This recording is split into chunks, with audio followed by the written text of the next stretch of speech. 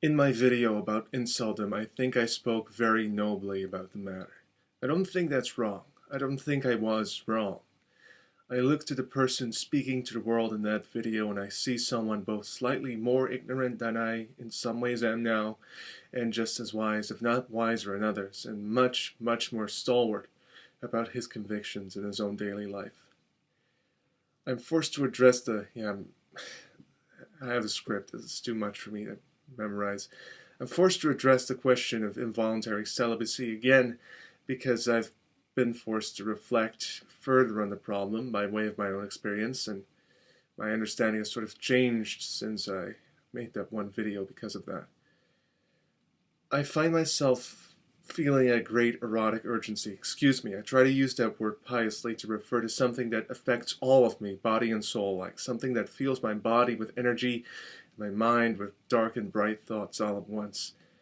I've come to relate a lot more strongly to the sense of futility that causes so much stress to these incels. Let's say us, because I want to start by admitting that in my own way I am one, but I'm going to obviously not leave it at that. The fact that someone with my beliefs and values would say something about himself like that might make someone suspect, obviously, that the definition I use is probably not the same as the one these other weird people use. I will attempt, however, to illustrate that definition by talking about myself, which is what I do best, as always.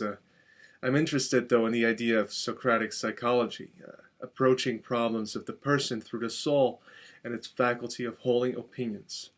I will try to consider briefly what an unloved man believes about love in order to understand his pain. Part of this is a response to our esteemed teacher Paul. In one of his videos, Paul treated briefly of men and women and their act, and advanced his speech along very particular lines in order to respond to particular types of speeches. I understand that. But he appeared to touch upon an ugly fact, namely that the woman has to trust the man in several ways and open herself up to him in limb and heart alike. And I argued that there's more to be said in that respect, but here I want to use the problem of reciprocality as a springboard for understanding the male experience of Eros.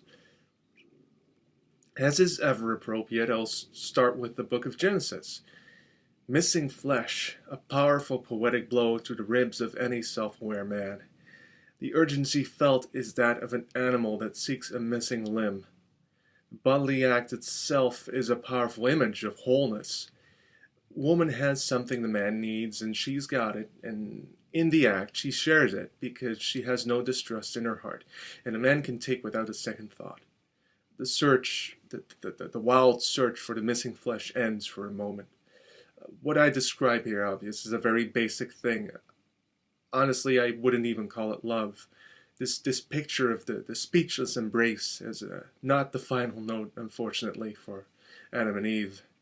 They become self-aware and ashamed, sexually ashamed. They cover up their bodies, and they put a layer of human artifice between their yearning bodies.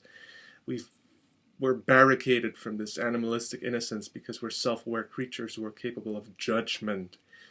We view the world through our own incomplete and problematic lenses of good and bad, and no one, not even us ourselves, can escape our own judgments. We sense a certain isolation of our own being, and hence we wish for that being to be experienced as good for ourselves and to be judged as good by others. So why must we care about these judgments if they're so problematic? I believe that it is because our capacity for it is something divine. A judgment of truth, of goodness or badness, when stated without seasoning, has a very stark absoluteness, a finality that can only be described by an image of divine decree. Just so. The more powerless we feel before the judge or judges, the more it feels as if the decree is truly divine. We sense a gap between us and our Creator which can never be filled. In a sense, the gap between two souls is vaguely reminiscent of this huge reality, namely with respect to the necessity of negotiation with a party who has it in their power to deny you, which would put you in all kinds of distress. Uh, Eros and beauty, though, play into this somehow. The root of love we have assumed now is incompleteness. Incompleteness means insufficiency, incompetence, vulnerability, mortality. It's not difficult to see how having a whole room set against you in a heated discussion could make you feel endangered, especially these days. I've been through something like that myself, and when I'm at the office and I hear people rip on whatever political figure they dislike and I do like, I'm like, oh, I better not speak up. It's so, but even the simple displeasure of being wrong in something like, I don't know, an online argument still tugs at these deep strings that we have. The confrontation with a different claim on truth than the one that guided you, especially. The idea that you were mistaken, like, fundamentally, vitally wrong, and that you are eternally short of the eternal status of everything. It's a very heavy burden on a person's conscience. Often we act as judges and wish to punish others for being mistaken by degrading their humanity in some way, calling them an Auscheck, as the Dutch say. Usually, as I say now, this involves a depreciation of someone's soul, a calling into question of one's ability to pronounce judgments of good and bad, which obviously is something that an owl cannot do. It is very odd, though, how I end up with another simile between love and knowledge, even though I did not take the symposium as a primary reference, although this video is a kind of my way of trying to process all of this. Suffice it to say, though, that the soul is rightly pinpointed as a key aspect in love. But erotic love, though the root of it is closely related to some form of knowledge, as again we've assumed here, is experienced by human beings as such, as being aimed towards beauty. Now, how could something as passive and speechless as beauty constitute the same sort of threat to our inner peace as a conscious offender? Beauty has something amazing about it. The natural, visible world is where we most often find such things, or in some sort of fictional state of nature that doesn't exist. The hills, the trees, the flowers, the cliff sides, the celestial bodies, very important.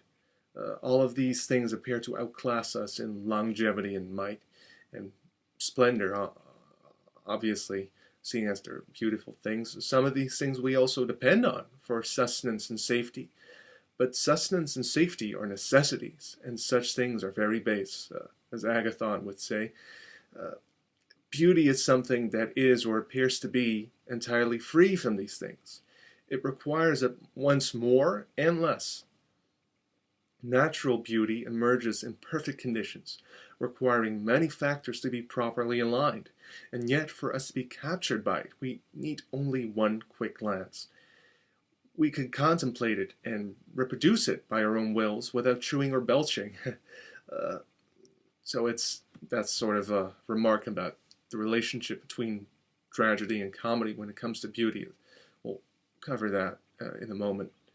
But of course, the beauty is most immediate to human desire in the form of a well-shaped body. Here's something I've previously written about beauty upon reflecting on the good Leon Cass's writings. By erasing from sight the parts of the body that show us most starkly its incompleteness and remind one of its mortality, the bodily forms that we are left with, that are left to sight, are the ones that seem the most whole and the most enduring, because they can be beautiful. The beauty consists in formhood, the sometimes bounded, sometimes flowing quality of the limbs, and the way in which they interact with light and other shapes around them, revealing masculinity and femininity without the cry for completion that emerges from that which is covered. Natural human beauty seems to have the same foundation. It's a kind of natural excellence that emerges from freedom by perfect circumstance. The quote has ended, by the way. It meets us with that same appearance of timelessness. Timelessness, hold on a moment. Of timelessness, yeah, sure. But it does so much more powerfully. because its presence in another human being gives it a special significance to body and soul alike. But first, a little interlude about beauty. The beloved is one who shines as the sun, too far for the intimate act of looking upon, but always visible for in the unreachable heavens, casting blinding rays upon one who gazes aloft. Aside from blinding him, the sun will never look back at the lover. I wrote then a small bit about my own experience of a beautiful person. Again, this has something to do with my office job. Your smile is like a shelter against a snowstorm. Beauty, coldly unyielding, envelops my soul in a pale mist. My heart longs for a sigh of relief. As the morning casts its rays upon a snowscape such as I have never seen before, they are hurled at me by a grimly shining sheet that tolerates no warmth. Our embrace will melt away my love. None of this rhymes. It's snowing on Mount Fuji. Obviously, this isn't genuine poetry. It's more of a joke aimed against tragic love. I follow Socrates and Shakespeare in that. Socrates' rebuttal of tragedy and tragic love is something I don't understand entirely, I'll have to admit, or at least I haven't mastered it sufficiently to just talk about it, but suffice it to say that for now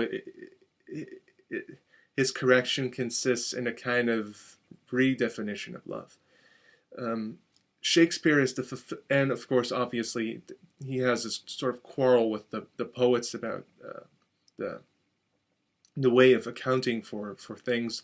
But moving on to Shakespeare, who is a kind of fulfillment of Socrates' assertion about the best kind of poet.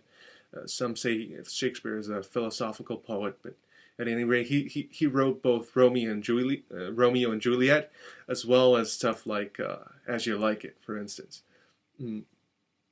Romeo and Juliet. It's strange that I have to burp now. Considering the symposium, all that. Romeo and Juliet, though, seem like very silly people if you imagine that they could have just met someone else. Instead, they just totally wallow in this tragedy and die. Anyway, that little thing I wrote is a kind of response to Shakespeare's sonnets, where he uses spring and summer as images of female beauty and connects them to the autumn and winter of elderly barrenness and lonely death, respectively. My rendition of beauty, though, is a sheet of snow that can't nourish anything and melts in your hands. So that's the kind of, I don't want to say that I've corrected Shakespeare with that, but it's like this is my own account of it. Because beauty as such, I think, does not, this is also something that comes from the symposium, it's something that does not and cannot reciprocate. But when the beautiful beloved, coming back to the judgment issue, does not reciprocate, it's because she has determined your measure of goodness as a man. This is what the lover fears, rejection. And this brings me nearer to the turning point of this speech as concerns the incel problem. The frustrated lover is left with nothing, loyal against his own will to a radiant queen who has exercised her power and cast him into exile. I haven't read many novels or poems or whatever, but I know well that thoughts about death are very much available to a broken-hearted man capable of expressing his condition. I've read enough for that. There is a kind of mysterious connection, then, between love and life, as I've suggested moments before, and even incels understand it in their own way. Continuing my notes on Cass now. Yet the response to the egal, perfect expression of the masculine and the feminine, or something so abstract that it is both or neither, is erotic as much as it is plainly aroused. Beauty is only visibly separated from its human procreative / mortal context, but the interaction with human beauty is eminently sexual. Reason and art ultimately fail at their project. Sterile lust is possible, but eternal love of unchanging human beauty is not. End quote. The lover of beauty, seriously, that knows no bounds, this is serious, that knows no bounds will always suffer his own bounds. Repeating again, the lover of beauty that knows no bounds will always suffer his own bounds.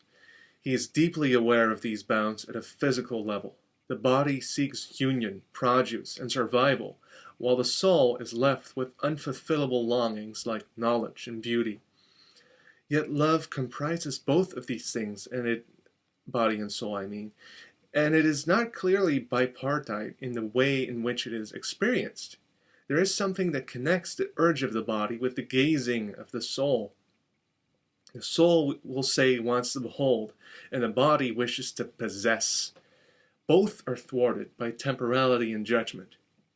We have to succeed as bounded selves first before we can find approval, as well as embrace and procreation. Uh, so we are motivated then in this mission by our own capacity for judgment, self-judgment, and judgment in general, really. Courage is what keeps the man active in courtship, and this requires that he set some stock by himself. Some of you have already understood what these terms all point at. It's spiritedness, thumos. Spiritedness seems to be the drive behind desire. This is like a sort of foray into this thing I don't really understand what Plato means by it. I've read some Straussian discourse on it, but just venturing out here, it seems to me to be the emotion that motivates us to take and stand for ourselves. That's a pretty basic understanding of it. The emotion that motivates us, again, to take and stand for ourselves. I keep phrasing this stuff wrong when I read it out. On a physical level, we have to compete for our spouses, but we also wish to be recognized by them and to have exclusive access to them physically and to have their priority, emotionally, let's say. And when one is denied these sorts of things, our temper will rise and move us to take them for ourselves or to take them back, or something else, because spiritedness is connected to the individual soul alone in this respect, and it's not simply a servant of eros. It doesn't have an outward longing per se. So when we feel that we have been wronged or denied, we may simply desire to get even rather than feel twice as eager to bridge the gap between us and our beloveds. Someone in love can at least tolerate being at a distance, and according to my little pseudo poem, this is actually what being in love means, or at least erotic love, that is. But an angry person has a score to settle, an axe to grind. What I mean is that eros is a kind of reverent reaching out to something greater and more enduring that is understood to be such. It involves contact, negotiation, know the connection to logi, even submission. I keep trying to go back to the symposium here, but thumos seems to approach the eternal in a much more selfish and sterile way. That's sort of the crux here. What I think is that the anger that we feel as incels at ourselves and the whole world offers a kind of alternative to love, almost emotionally anyway, as a kind of emotional crutch, maybe. We feel that we cannot build ourselves up through being approved of and receiving offspring. So we try to punish the people who denied us, and in doing so we try to perpetuate ourselves through the terror of our names and the vindication of our beliefs, and just the getting even. Thumos is more often connected to the political life, but I think that in this sense it is the same as criminality, aside from what might be criminal about politics. I mean, again, you could read Plato about this sort of Bible. Obviously read both. It is a loveless conquest of the eternal, that is spiritedness, greatness over goodness. This is basically the biblical, again, and also Platonic view of the human activity that is known as heroism. It's a powerful idea if you leave out the fact that it is even more futile than being in love, or the fact that trying to enlarge or vindicate yourself by committing murder is very evil. Don't do it. And with that, I've more or less gone through the meat and potatoes of this speech. I've tried practicing Socratic psychology, as Alan Bloom describes it, to explain behavior through dissecting opinion, explaining the lower through the higher, taking opinion, questioning it, leading it to its extreme, and thereby gratifying it, perplexing it. We're now at a point where we've seen the heights of these two human inclinations, love of beauty and spirited conquest. We've seen what they lead to, and we now hopefully realize that both are basically mistaken in some vital way. the erotic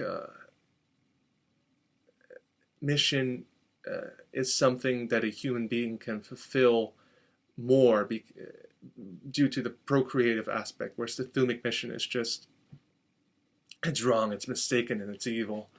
But since love is still essential to human nature, we have to settle for a sober and common sense approach to it. We're not going to be eternally swaying around this beautiful orb like some sort of beauty spirits, and we're not gonna found our Babylon. So you have to struggle in life to find something, to find this middle road of common sense. I personally struggle to find something like that. And being contemptible in the eyes of women is only one factor in that problem. Lately, I've been seriously racking my brain over the good that my love, if I ever have it, could achieve. Who I will end up with is the big question. Most women my age would cheat on me and kill my child inside their wombs and all of that, but for me, there's several ways of viewing that. Which Abrahamic teaching is a true one, and how should this affect my partner choice? Insofar the choice is mine at all, which I don't think it is. I would want my generations to be immersed in a tradition that is capable of being passed on rigorously, but such a thing does not survive by being open to strangers. I could marry a righteous person and father children who may or may not take her example, and may or may not achieve to have their own children that take that example, or have children at all if they're not raised within a solid community.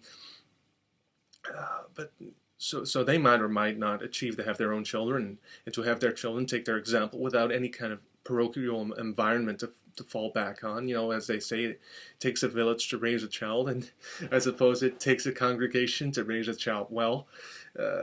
But you'll need the village for that also. I mean, politics are real. It seems more sensible to simply resign to a quiet and righteous life, and to just drop the presumption that I can bring about any good outside the confines of my own heart or soul, if you will. Not to use those two interchangeably, but to have private goodness rather than something shared and continuing. Just something that is good for as far as it goes and then perishes. But of course that very idea inflames my spirit, although in a somewhat different kind of way, but very similar. It does make the thumic juices flow. I have this fleeting image of dying on a battlefield, knowing that I've protected people who are capable of entering into good unions themselves, and that I've defied the evil that seeks to destroy their love in battle. I can't deny that I sometimes feel I would prefer that to almost anything else that I could conceivably do. I mean, sometimes I feel like I'm one of the incels. I begin thinking I'm a pretty useless guy. Daily life is not always all that fulfilling for me. I'm going to die anyway without leaving anything behind, probably. And yet, seeing with others a good that I do not possess myself as a reason to enable those people who do have that good. After all, if I want the thing because it's good, and if it's good, then it's good regardless of whether or not I have it. But perhaps I leave behind some of my humanity when I seriously follow that reasoning. I've spent a good bit of time here rebutting Socrates' arrows, so let that be a sobering thought by itself. But what has been established, to whatever extent I've accomplished to do so, is that while women have a lot to lose in love and a lot of trouble to gain, they are by nature cut from whole cloth, whereas the man, in a sense, experiences himself as permanently incomplete. The truth is somewhere in between, I would imagine. Namely, that it's very difficult to bond with another person if you want to totally do it right. I've only discussed parts of the problem that I think need to be understood with the most urgency, and that, for the time being, is my more nuanced response and self-aware response to the incels.